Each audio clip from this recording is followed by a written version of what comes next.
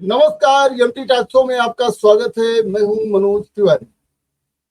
आप लोगों को आज मैं जो है स्वास्थ्य के बारे में डॉक्टर प्रिया श्रीवास्तव से बात करूंगा और एक ऐसे टॉपिक पर बात करूंगा जिससे महिलाएं ज्यादा पीड़ित होती हैं। खास तौर पर कहा जाता है कि जब उनकी एज जो है वो 35 साल से ज्यादा हो जाती है, जिसमें उनको गर्भ धारण करने में समस्या होती है, वो भी स्वास्थ्य समस्या है जिसको पीसीओएस बोला जाता है, polycystic ovary syndrome. Polycystic ovary syndrome से पीड़ित लोगों में मोटापा, प्रणालीगत सूजन, मेटाबॉलिक सिंड्रोम, इंसुलिन प्रतिरोध या इन सभी पुरानी बीमारियों का संयोजन होने की संभावना अधिक होती है। ये सभी मधुमेह, हृदय रोग और अन्य बीमारियों के जोखिम को जो है वो बढ़ाते हैं। ये केवल क्रेविंग या मिस पीरियड की बात नहीं है कि पीरियड मिस हो गया, यही नहीं है।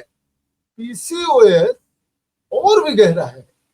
इसके लिए तो डॉक्टर होते हैं, डॉक्टर से महिलाएं समझती हैं। अब हम ये जानना चाहेंगे कि क्या सही आहार प्रजनन क्षमता को बढ़ा सकता है। पीसीओएस में अक्सर प्रजनन क्षमता पर ही बात होती है, तो गर्भधारण पर भी बात होती है कि महिलाएं कंसीव कर सकती हैं कि नहीं कर सकती हैं। आज हम इन्हीं सब चीज को बात करने के लिए कि क्या जो है आहार, जो भोजन हम खाते हैं, जो भोजन हम लेते हैं, या जो है प्रजनन क्षमता को बढ़ा सकता है। यदि आपने कभी यह सोचा हो तो आप अकेले नहीं हैं।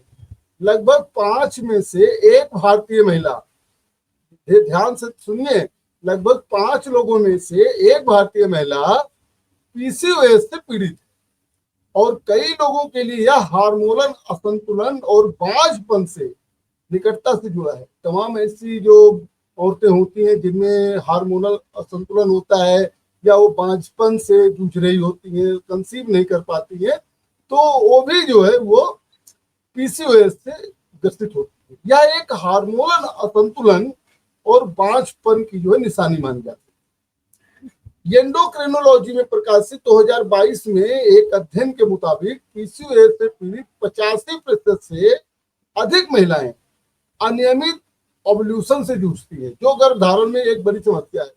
अनियमित ओव्यूलेशन वो होता है जो पीरियड के बाद होता है। वो महिला डॉक्टर ज्यादा अच्छी तरीके से जानती हैं, वो बताएंगे, हम इस पर बाद में बनाएंगे। लेकिन आज की तारीख में हम लोग जो है, यहाँ उम्मीद की सच्चाई ये है कि आप जो खाते हैं वह खेल को बदल सकता है। एक संतुलित पीसीओएस प्रजनन आहार अक्सर बेहतर चक्र, वजन प्रबंधन और गर्भावस्था की बेहतर संभावनाओं की ओर पहला कदम होता है। आज इसी विषय पर हम बात करेंगे डॉक्टर प्रिया श्रीवास्तव से। डॉक्टर प्रिया श्रीवास्तव से अक्सर मैंने बात की है और फिर आज इसी मुद्दे पर बात करेंगे। डॉक्टर साहब, एक बार फिर आपका हमारे टॉक शो में बहुत बहुत स्वागत है और आपने समय दिया। धन्यवाद मनोज जी।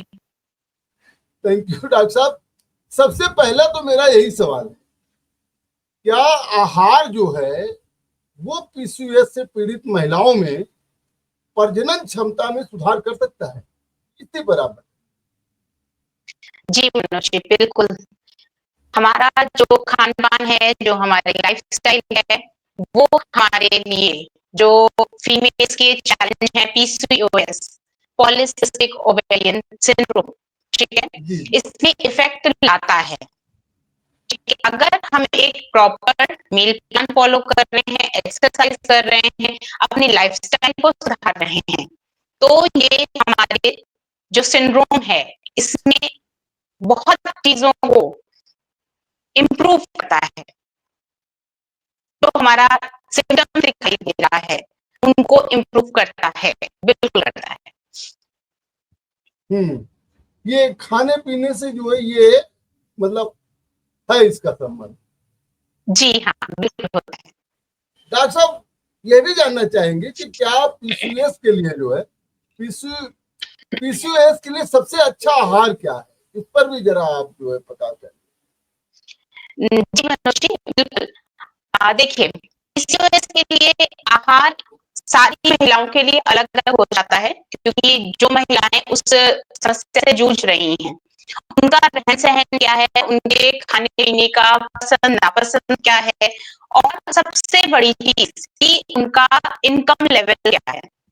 तो स्पेसिफिक किसी एक मील प्लान को हम सबके लिए नहीं बता सकते हैं। हर पर्सन के लिए सबका मील प्लान अलग होता है, लेकिन एक जो मोटा-मोटा हम क्राइटेरिया बनाते हैं, वो ये है कि स्मॉल और फ्रीक्वेंट मील लेनी चाहिए, जो कि आपकी हाई फाइबर रिच और प्रोटीन रिच होनी चाहिए, ठीक है? प्रोटीन रिच होने के साथ ही साथ उसमें हेल्दी फैट्स भी होना चाहिए। अब यहाँ पर लोग भी समझते हैं कि पीसीओएस हो गया है, हमारा वेट बढ़ रहा है, तो हमें फैट छोड़ देना चाहिए। बट ऐसा नहीं है। अगर हम healthy fat, omega 3 fatty acids को कंज्यूम कर रहे हैं, तो वो हमारे लिए बहुत ही बेनिफिशियल होता है। लो ग्लाइसेमिक इंडेक्स वाले फूड लेने चाहिए। ऐसे फूड्स जो हमारी बॉडी में जाकर ब्लड शुगर्स को धीरे-धीरे इंक्रीज करते हैं। ऐसा नहीं है कि हमने बस खाया और हमारा शुगर लेवल स्पाइक कर गया, ठीक है? तो जो लो ग्लाइसेमिक इंडेक्स फूड्स होते हैं, वो इंसुलिन स्पाइक्स नहीं लाते हैं, जिसकी वजह से हमारा इंसुलिन लेवल स्टेबल रहता है, ग्लूकोज लेवल स्टेबल हमारा रहता है, और ये इंसुलिन रेजिस्टेंस को कम करता है। तो जब इंसुलिन रेजिस्टेंस हमारी नहीं हो रही है, तो हमारे डाइजेस्टिव सिस्टम जो है, डाइजेस्टिव सिस्टम जो है, वो भी अच्छे से वर्क कर रहा है, ठीक है? दूसरा, हाई फाइबर और प्रोटीन की बात मैंने नहीं, तो हाई फाइबर और प्रोटीन आपके मसल मास को अच्छा करता है।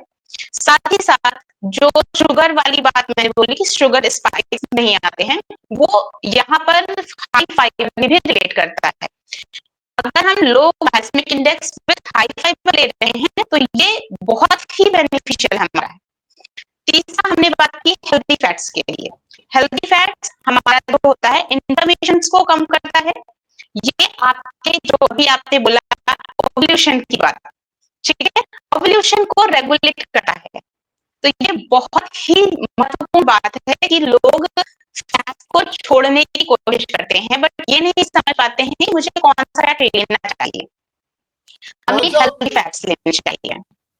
डॉक्टर साहब, आगे मैं आपसे सवाल करूंगा, उसके पहले 30 सेकंड का जो है मैं कमर्शियल ब्रेक लेना चाहता हूं। ब्रेक के बाद हम डॉक्टर साहब से फिर बात करेंगे। विश्व स्तरीय शिक्षा और बच्चों की मजबूत नींव के लिए प्रयागराज में एकमात्र school millennium world school Naini Prayagraj. Break के बाद आपका फिर स्वागत है। हमारे साथ डॉक्टर प्रिया श्रीवास्तव है। डॉक्टर साहब, अभी जैसा कि हम लोग बात कर रहे थे, पीसीओएस में जो है वो महिलाओं को कंसीव करने में दिक्कत होती है। मैं ये जानना चाह रहा, मेरा सवाल ये था बेसिकली कि क्या जो है प्रजनन क्षमता को बढ़ाने के लिए, पीसीओएस में प्रजनन क्षमता को बढ़ाने के लिए सर्वोत्तम खाद्य पदार्थ क्या आप मानते हैं?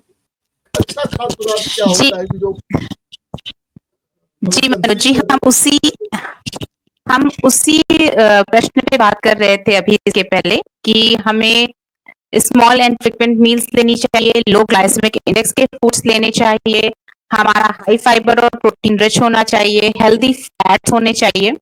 उसी में आगे हम बात करते हैं कि माइक्रो न्यूट्रिएंट्स जो होते हैं वो हमारे लिए बहुत इंपॉर्टेंट होते हैं। तो माइक्रो न्यूट्रिएंट्स के लिए हमें ग्रीन लीफी वेजिटेबल्स लेने चाहिए, जिसमें हमारा फॉलेट मिल जाता है, एंटीऑक्सीडेंट्स मिल जाते हैं। सिट्रस फ्रूट्स जो खट्टे फल होते हैं हमारे, वो लेने चाहिए, उससे हमें विटामिन सी मिल जाता है, जो हमारे एग रिलीज होते हैं मेंस्ट्रुअल साइकिल के बाद में, उसकी हेल्थ को बहुत अच्छा करता है। बेरीज जो हैं, जैसे कि हमारा जब बेरीज का मौसम आता है तो बेरीज भी हमारी एंटीऑक्सीडेंट रिच होती हैं।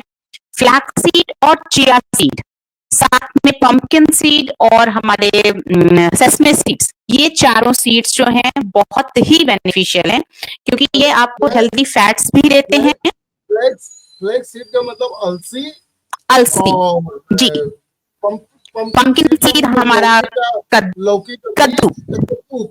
का बीज, जी, हिंदी में बता कद्दू का बीज है। हिंदी वाले ओके, सनफ्लावर सीड हमारा जो होता है वो सूरजमुखी का बीज होता है, ठीक है? तो ये चारों सीड्स जो है बहुत ही बेनिफिशियल, बहुत ही महत्वपूर्ण हो जाते हैं। अभी मैं आगे आपको सीड साइक्लिंग के बारे में भी बताऊंगी, जो पीसीओएस के मतलब पीड़ित लोग हैं, जो उन चीजों से परेशान हैं, उनके लिए ये सीड साइक्लिंग बहुत ही इंपॉर्टेंट हो जाती है। अगर वो इस सीड साइक्लिंग को करते हैं, रेगुलर फॉलो करते हैं, तो उससे उनका जो हार्मोन लेवल होता है वो अच्छा होने लगता है, और धीरे धीरे करके उनका ओव्यूलेशन टाइम से होता है, उनकी साइकिल रेगुलर हो जाती है, उनका जो साइकिल के दौरान पे बहुत लोगों को बहुत ज्यादा पेन होता है या फिर ब्लीडिंग ज्यादा होती है या कम होती है, उन सारी चीजों में उनको बहुत इफेक्ट मिलता है। फिर हमें बात करनी है दालें। होल दाल है जिसमें आपका राजमा है, व्हाइट छोले हैं, मसूर की दाल है, येलो मूंग दाल है, हरी मूंग दाल है, ये सारी चीजें हम ऐड करते हैं प्रोटीन के पर्पज से।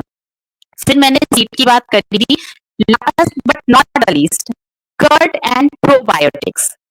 दही और जो प्रोबायोटिक फूड्स होते हैं, प्रोबायोटिक फूड्स जैसे कि जिनमें हमारे गुड बैक्टीरिया आते हैं, और जैसे कि हमारे पहले के टाइम पे लोग कांजी बनाकर पीते थे, उसको फर्मेंट करते थे, फर्मेंटेड फूड जो होते हैं हमारे, उसमें बैक्टीरिया आते हैं। जैसे बहुत लोग गाजर की कांजी बनाते हैं, बीटरूट की कांजी बनाते हैं, और बहुत लोग मूली, गाजर, गोभी, इन सब का फर्मेंट करके अचार भी बनाते हैं।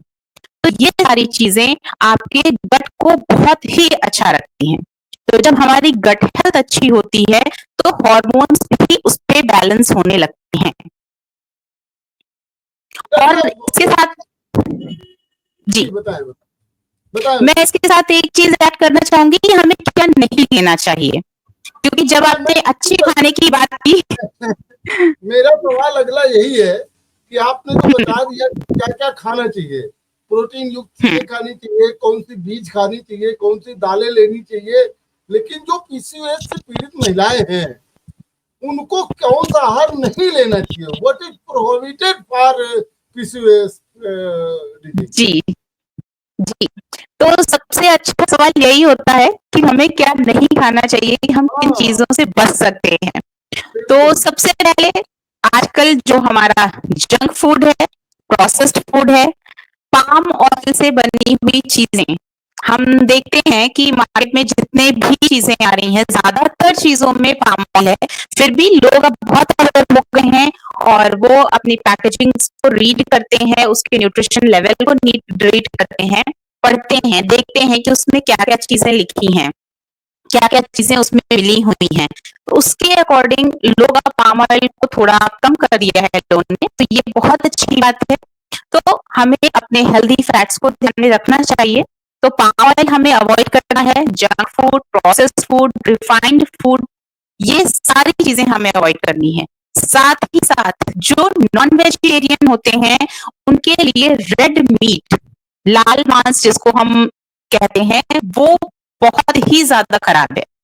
हाँ, जो नॉन वेजिटेरियन है उनके लिए मैंने नहीं बताया, तो मैं अभी ऐड करना चाहूंगी कि हम फिश ले सकते हैं। फिश में गुड फैट होता है, तो हम फिश ले सकते हैं वहां पर। ओमेगा 3 भी होता है।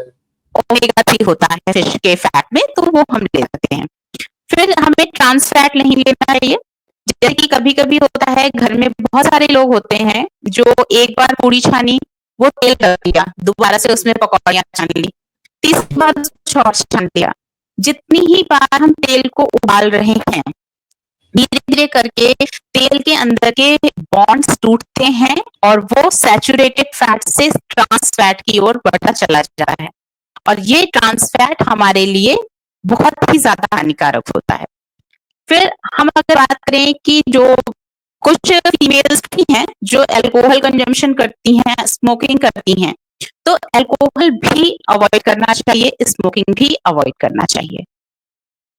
डॉक्टर साहब, इसी पर मैं, जिनका वजन बढ़ जाता है, ये तो एक वजन बढ़ने का बात हो गई, पीसीओएस में औरतों के वजन भी बढ़ जाते हैं। अक्सर देखा जाता है, डॉक्टर कहते हैं कि खूब पानी पीजिए, खूब लिक्विड लीजिए।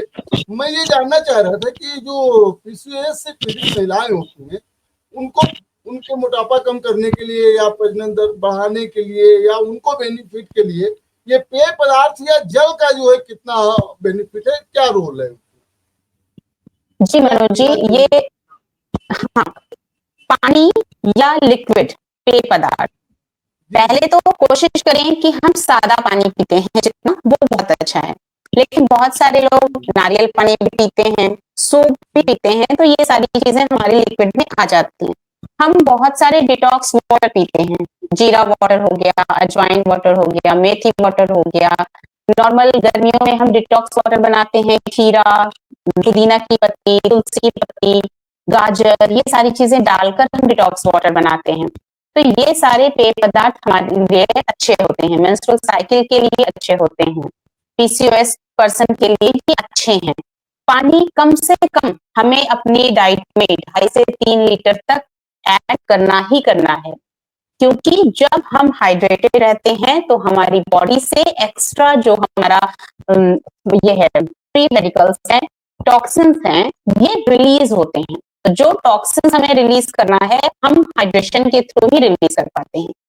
कुछ टॉक्सिन्स हमारे स्वेटिंग के थ्रू भी रिलीज होते हैं। जब हमारी बॉडी में मतलब हमारी बॉडी हाइड्रेटेड रहेगी तभी तो स्वेट भी निकलेगा, तभी तो पसीना भी बनेगा हमारी बॉडी में। तो हमें टॉक्सिन्स रिलीज करने हैं तो अपनी बॉडी को हाइड्रेटेड रखना ही है। मतलब पानी का रोल होता है जी, बशर्ते आदमी कोकोनेट या ऐसे कोई पानी पीने के चक्कर में ना फंसे जहाँ पैसा ज्यादा लग जाता है, सादा जल भी पी के जो है वो आसानी से। अच्छा जी, देखिए ये सारी चीजें डिपेंड करती हैं। लोग आजकल सोचते हैं कि हम बाहर के जो विदेशी फल हैं वही खाएंगे, वही फायदा करेगा। बहुत सारे ऐसे मिथ हैं और लोग सोचेंगे कि नहीं हम बाहर वाले ही फल खाएं तो फायदा है, हम कोकोनट वाटर ही पिए वही फायदा करेगा। लेकिन अब अगर एक कोकोनट 80 रुपए 100 रुपए का मिल रहा है और एक मजदूर इंसान है वो नहीं खरीद सकता है, तो उसको इस चीज के लिए नहीं हमें फोर्स करना है कि आप उसको पियो। मैं डॉक्टर साहब इसकी साइकोलॉजी बताऊं। एक प्रेस कॉन्फ्रेंस हुई थी, उसमें डॉक्टर ने बताया कि प्लेटलेट्स का कोई संबंध बकरी के दूध या कोकोनट पानी या फिर नारियल के पानी या पपीता के उससे होता ही नहीं है, बल्कि इससे और भी खराब हो सकता है। और नहीं तो जब प्लेटलेट्स की कमी होती है, डेंगू फैलता है, तो लोग इतना अंधे होकर के जो है कोकोनट का पानी पियेंगे, बकरी का दूध खोजेंगे, तो पपीते का जो है खाएंगे, मतलब हद हो जाती है। और dragon fruit dragon fruit, kiwi, बिल्कुल बिल्कुल, तो जो चीज ये आपने सही कहा, जो चीज उपलब्ध है हमें लगता है वही ज्यादा बेनिफिशियल, ज्यादा बेनिफिशियल है। और सच बात है मनोज जी की जैसे जब डेंगू होता है प्लेटलेट्स रिड्यूस होती है, जब बॉडी रिकवर करने लगती है तो प्लेटलेट्स ऑटोमेटिकली इंक्रीज होने लगती हैं। ये हमारा पपीता और इन सारी चीजों से नहीं होता। सिर्फ अंतर क्या है कि लोग उस टाइम पे आपको ये बताना चाहते हैं कि आप नेचुरल फूड्स खाइए, आप प्रोसेस्ड फूड को मत खाइए। पपीता खाना, दूध पीना, ये सारी चीजें जो लोग कहते हैं कि फ्रूट्स खाना। विषय से भटकेंगे नहीं, हम आगे जो है ये जानना चाह रहे थे कि पीसीओएस में फैट डाइट क्या होता है, फैट डाइट का क्या जो है रोल होता है? पीसीएस में देखिए मनोज जी की फैट डाइट्स होती क्या है, दो आजकल बहुत ज्यादा फैशनेबल डाइट्स हैं, वो हमारी फैट डाइट्स हैं। Keto diets, paleo diets, very low caloric diet, ठीक है, ग्लूटेन फ्री डाइट। आजकल कहीं भी हम देख रहे हैं लोग कहते हैं ग्लूटेन छोड़ दो वेट लॉस हो जाएगा, ऐसा नहीं होता है। कीटो डाइट में आप ये समझिए कि सिर्फ 20 से 30 ग्राम कार्बोहाइड्रेट होता है। अगर हमारी बॉडी को प्रॉपर कार्बोहाइड्रेट नहीं मिलेगा तो हमारी बॉडी स्टार्वेशन में जाएगी, स्ट्रेस में जाएगी और ये हमारे मेटाबॉलिज्म को स्लो करेगी। ठीक है, कुछ दिन हमने बहुत ज्यादा लो कार्बोहाइड्रेट लिया तो उससे हमारा वेट लॉस जो होता है, ऐसा नहीं है कि वेट लॉस नहीं होता है, क्योंकि हमने कैलोरी रिड्यूस कर दी तो हमारा वेट लॉस हो जाएगा। बट लॉन्ग टर्म के लिए उससे न्यूट्रिशनल डेफिशिएंसीज होने लगती हैं, न्यूट्रिएंट की डेफिशिएंसी हो जाती है। तो ये सारी जो डाइट्स हैं ये लॉन्ग टर्म के लिए बेनिफिशियल नहीं है। वेरी लो कैलोरी डाइट भी हम अगर देखें तो वो सिर्फ 600 से 800 किलो कैलोरी की डाइट होती है। अगर हमारा मेटाबॉलिज्म धीरे धीरे और स्लो होता जाएगा तो हम वेट लॉस कैसे कर पाएंगे? ठीक है, ग्लूटेन फ्री का कोई स्ट्रॉन्ग एविडेंस नहीं है कि आप ग्लूटेन छोड़ दोगे तो आपका वेट लॉस होगा। तो ये सिर्फ देख लेना कि हाँ आजकल लोग ग्लूटेन छोड़ रहे हैं, रोटी छोड़ रहे हैं तो वेट लॉस हो रहा है तो मैं भी छोड़ दूं तो मेरा भी वेट लॉस हो जाएगा, ऐसा नहीं है। ठीक है, तो पैलियो डाइट भी है, जैसे मैंने बोला पैलियो डाइट में भी आपका बहुत ज्यादा मतलब वो होता है, नेचुरल फूड्स का होता है कि आपको सिर्फ और सिर्फ नेचुरल फूड्स लेने हैं, कोई ही प्रोसेस्ड फूड और आपका ये कोई ग्रेन कोई डेयरी प्रोडक्ट्स नहीं लेना होता है। नेचुरल फूड्स मतलब फिश है, मीट है, आपका जो आसानी फ्रूट्स से है, मिल जाए। वेजिटेबल्स है, जो आसानी से नेचुरल के फॉर्म में, नेचर के फॉर्म में मिले हमें, बस ये चीज होती है। तो ग्रेन्स हर हैं, डाइट कच्चे का ग्रेन्स तो हम खा नहीं सकते हैं। तो इस वजह से इन सारी डाइट्स के पीछे नहीं भागना चाहिए, आपको सिर्फ और सिर्फ एक नॉर्मल प्रॉपर बैलेंस डाइट ही लेनी चाहिए। अच्छा डॉक्टर साहब, आगे मैं ये जानना चाह रहा था कि क्या डाइट से ही पीसीओएस से पीड़ित जो महिलाएं हैं, क्या डाइट से ही उनको आराम मिल सकता है या फिर एक्सरसाइज इसके लिए बहुत जरूरी? डाइट और एक्सरसाइज दोनों का रोल होता है मनोज जी। अच्छा। अब हम बात करें कि अगर हम सिर्फ सिर्फ डाइट कर रहे हैं, एक्सरसाइज नहीं कर रहे हैं, तो जो हमारी बॉडी में एक्स्ट्रा फैट है, ठीक है, वो यूटिलाइज कैसे होगा? अगर हम वर्कआउट नहीं करेंगे तो जो स्टोरेज हुआ है हमारे अंदर फैट का, वो यूटिलाइज नहीं होगा तो वेट लॉस नहीं होगा, वेट लॉस नहीं होगा तो हार्मोनल बैलेंस नहीं आएगा, ठीक है। तो इसलिए डाइट 70% रोल निभाती है, एक्सरसाइज 30% रोल निभाती है।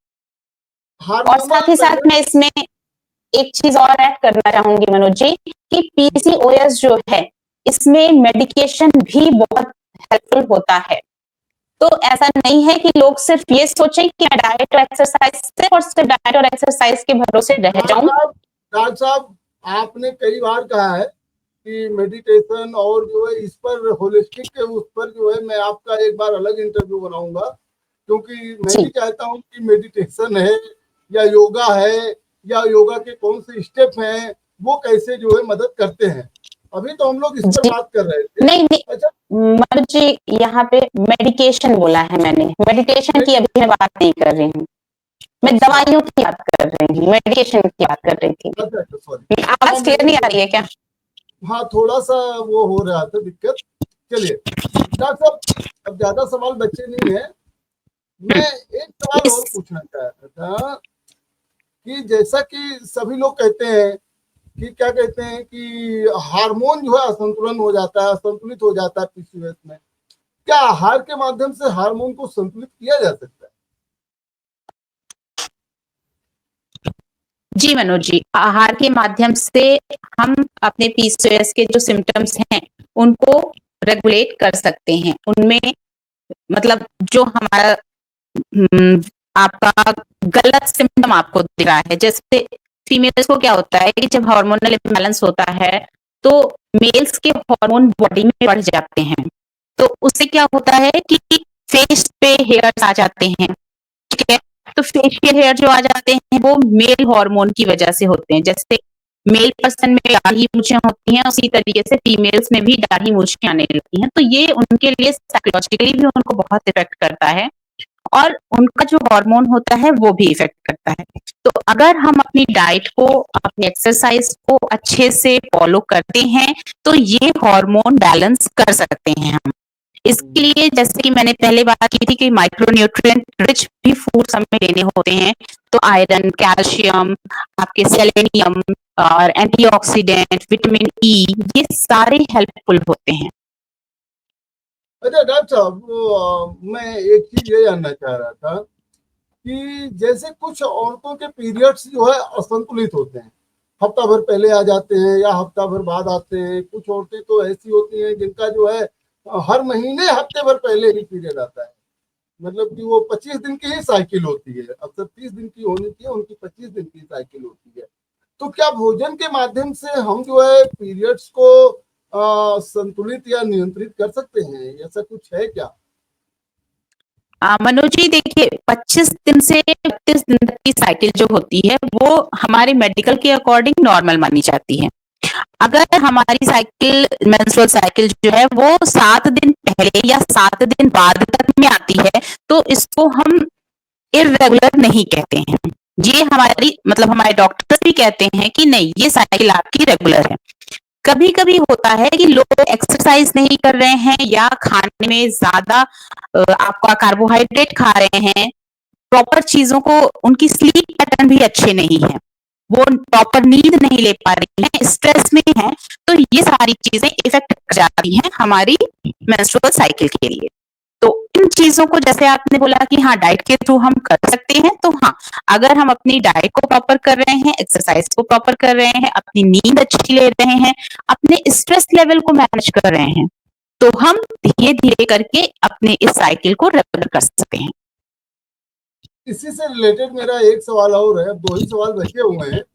एक सवाल मेरा और है डॉक्टर साहब कि क्या जो है पीसीएस डाइट प्लान जो है, जब हम पीसीएस में कोई डाइट प्लान करते हैं, आप जैसे डॉक्टरों से संपर्क करके, कोई महिला अगर आपसे संपर्क करती है और डाइट प्लान आपसे लेती है, तो इसका परिणाम जो है आने में या दिखने में कितना समय लगता है, कितने समय में परिणाम दिखने लगता है?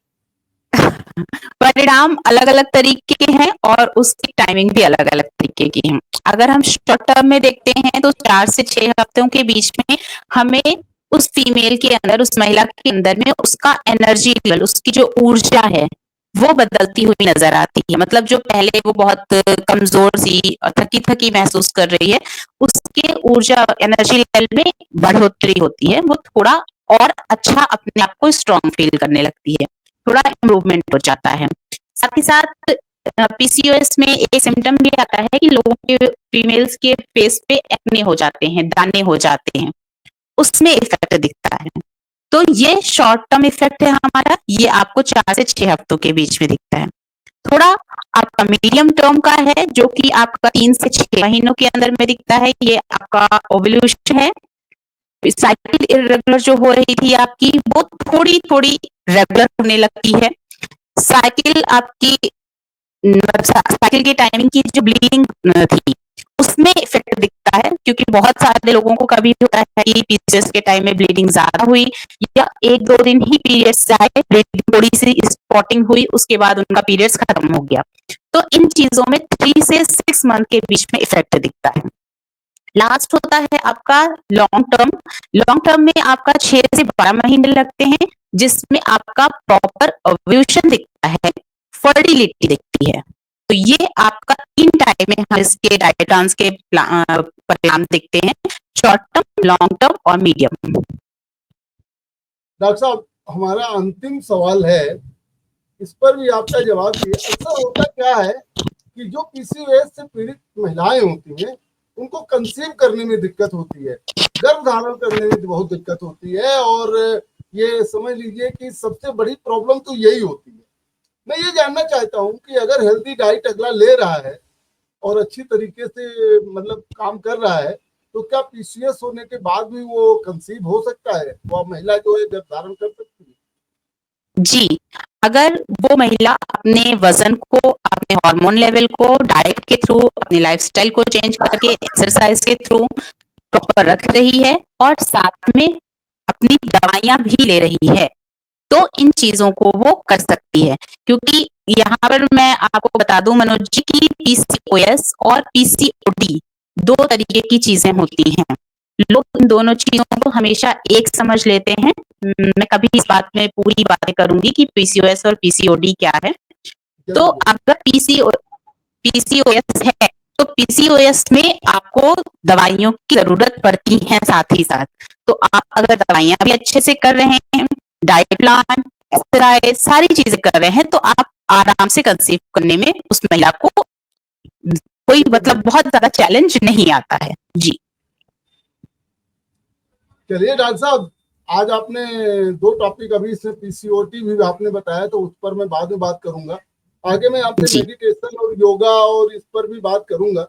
बहुत अच्छा लगा, आपसे जब भी बात करते हैं तो बहुत अच्छी अच्छी जानकारियां मिलती हैं लोगों को और लोग फॉलो भी करते हैं। तो आपने समय दिया, इसके लिए आपको बहुत बहुत धन्यवाद। Thank you Manoj ji. तो जैसा कि आपने देखा, आज फिर हमारे साथ डॉक्टर प्रिया श्रीवास्तव थी। डॉक्टर प्रिया श्रीवास्तव ने पूरी जानकारी दिया कि पीसीओएस से पीड़ित महिलाओं के लिए किस तरीके से भोजन जो है कैसे किया जाए, क्या किया जाए, जो है उनको कंसीव करने में भी सहायता करे और उनको नुकसान भी ना करे। ऐसे ही तमाम जानकारियों के लिए आप हमारे साथ बने रहिए। आगे भी हम डॉक्टर प्रिया श्रीवास्तव से आपकी मुलाकात करवाते रहेंगे। देखते रहिए एमटी टॉक शो। बहुत बहुत धन्यवाद, बहुत बहुत धन्यवाद।